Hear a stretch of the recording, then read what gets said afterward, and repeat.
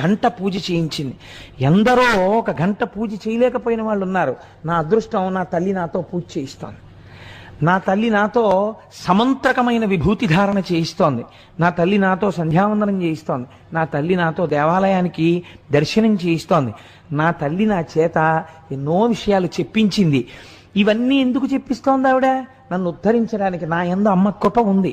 అమ్మ కృప ఉండబట్టే నాకేం చేత కాకపోయినా అమ్మవారు నన్ను కూర్చోబెట్టి నాలోంచి పలికి నన్ను ధన్యుణ్ణి చేస్తోంది.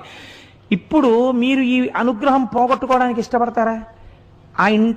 ఆఫీసర్ గారు అనుగ్రహం పొందాలనుకున్నవాడు ఆఫీసర్ గారు పిలిచి, ఏమయ్యా ఇవాళ నువ్వు కొంచెం అక్కడికి వెళ్ళాలంటే, నేను వెళ్ళనండి, నేను తిరగలేకపోతున్నాను, నేను వెళ్ళను అన్నాడు అనుకోండి. అయితే మానే అని చెప్పి ఇంకో ఆయన దగ్గరికి వెళ్ళి ఇంకొక ఆయన్ని పిలిచి ఆయనతో చేయించుకుంటాడు. ఆయనకి ఏం ఇబ్బంది లేదు. ఆయన పని జరగకపోతే ఆయన ఎవరిని పిలిస్తే వాడే ధన్యుడు.